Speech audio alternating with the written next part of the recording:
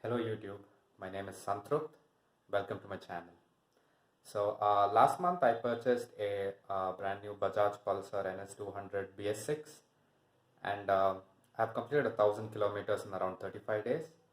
I have mostly been riding in the city, but I have also taken it on a couple of highway rides, and this is going to be a 1000 kilometer review of this particular bike. Alright then, let's take a quick look at the bike. So this is my bike in the yellow version. A lot of people question my choice of yellow, but personally I think yellow is a great color. Starting with the brakes, we have a massive 300 front disc by Bybre, and it's a single channel ABS, so ABS is only functional in the front and not in the rear. Okay. Moving on to the console, we have a partly analog and partly digital console. I personally love the design of an analog RPM meter, and let's take a quick look. So there's my 1000 kilometers on the Odo. You have your speedometer, which is digital as well, and a clock.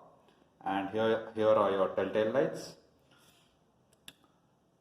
And moving on to the fuel tank, the capacity is around 12 liters, and after your first service, you get a mileage of 38 to. I am getting a mileage of 38 kilometers per liter. Cool. So moving on to the engine, you have a 199.5 liquid cooled fuel injected 4-valve 4-stroke SOHC engine, and here's your liquid cooling system. And this is the radiator, if you can see it. I don't think it's very visible, but the green liquid you see here is your coolant. Okay, so moving on to the gearbox and the clutch. The clutch is very light, and you have a 6-speed gearbox. So one gear down and the remaining 5 gears are up. So I think it has always come with a 6-speed gearbox. I'm not sure, but the BS6 version definitely has a 6-speed gearbox, and it's wonderful to cruise on the highways using your 6th gear. So you can easily cruise at, I'd say, around 100-110 without no problems, except for wind blasts. Bajaj hasn't provided any visor or a windshield. I think it's easily available in aftermarket modifications. So I highly suggest you get one if you're doing a lot of highway riding. So until I'd say around 60 to 70, the wind blasts are not very noticeable, but after that, it definitely hits you really hard. Okay, so moving on to the seat, I think the seat is very comfortable. It's not too hard or too soft, but it's kind of narrow over here. So if you're a short rider, it definitely helps you get your feet on the ground.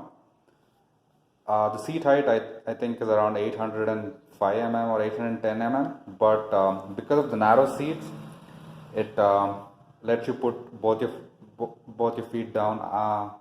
So I'm 5'11", and I don't have any problems getting both my feet on the ground, so it shouldn't be a problem if you're 5'5" or 5'4" either. But if you're riding for very long, your butt does ache a bit. I wish it was a little more wider for me personally, but it's fine. It's not that bad. And the rider triangle is it's pretty upright, and it's not too aggressive. You have a clip-on handlebars, and the foot pegs are positioned a little aggressively, but overall your riding position is very comfortable. Your stance is upright, and I think it's great for commuting or going on long rides. So coming to the rear, to the pillion seat, it's pretty high actually. It might get a little uncomfortable, And let's move on to the rear brakes. So in the rear, you have, I think it's a 230 disc brake. You do not have ABS in the rear wheel, but it comes equipped with RLP, that's rear wheel lift off protection. So let's give the exhaust a quick listen.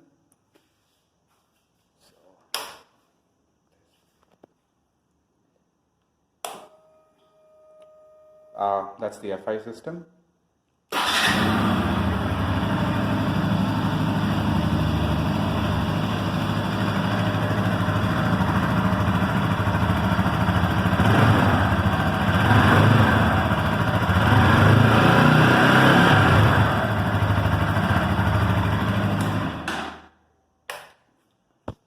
So it comes equipped with an underbelly exhaust. So I think it's great for cornering and stuff like that, and also reduces the weight of the bike. So now that I think we've covered all the major features, it's time for the review. Alright, so the things I really like about this bike are the throttle response and acceleration. The BS6 update has a fuel injection system. It comes with a fuel injected system, so I think that's improved the throttle response as well as the acceleration. So the next thing I like about this bike is handling. So I think this is the only bike in the segment where you get a perimeter frame, and and the handling is excellent. I've had no problems with issues with handling at all. So the next thing, so the most important thing I looked for in this bike was versatility. It's very versatile. You can use it for commuter purposes, or your weekend rides, or occasional touring as well. It's not designed for touring, but yes, you can go touring on this bike. It's very comfortable. It has a great riding posture, and the seats are comfortable as well. It has a medium compound. Unlike it's a Dominar 400, it's a wonderful bike for touring, but for me, the compound is very hard in Dominar. But that was the 2019 Dominar. I hope they fixed it with the BS6 update. So the suspension settings are quite hard in this one. So if you're using it mostly for commuter purposes, it might not be that comfortable. But while cornering and on your highway rides, the suspension is excellent. So what else? And obviously, it's very economical. I purchased the bike for around 1,80,000 on road in Mysuru. The ex-showroom price is 1,28,000, I suppose. It's probably increased by a couple thousand rupees more now. It's very economical. I don't think. Probably TVS Apache is very economical too, but if you can spend a little more, maybe 50,000 more, you can definitely go for a Duke. It's I think it has better performance and better features than this bike. But if you're on a budget and if you're a beginner, this bike is perfect, and it's very versatile again. So if you can do like mild off-roading also, I'd say, because it has a ground clearance of 170 mm, which is not too bad. So mild off-roading is also fine. It's very versatile. So that's what got me to buy this bike. So the cons of buying this bike.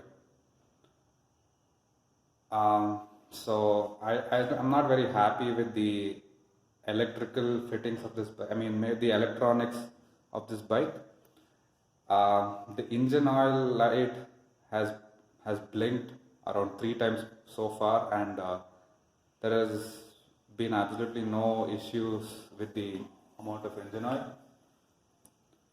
I took it to the service center too a couple of times, and the engine oil was sufficient. It used to turn on, but when I turned off the ignition, turned it back on, it comes back up. And the fuel gauge as well. It's very inconsistent. So I'm not very happy with the display and the electronics of this bike, I'd say. And the other thing I'd say I don't like about this bike is the seat. I wish it was a little wider, but that's a personal preference. So I can't complain too much about it. And obviously the absence of a dual channel ABS is another thing which, I mean, it's another thing which annoys me. They should have added dual. They should have at least come out with a dual channel ABS variant. So for the BS6 update, this is the only variant you get. You get in 4 different colors, but this is the only variant. There is no changes other than the colors, and prices are all the same. So I guess that's it about this bike. So far for 1000 kilometers, I'm pretty happy. Hope this goes on. And thanks for watching the video. Ride safe, stay safe, and do not forget to wear your helmet and other protective gear. Thanks for watching.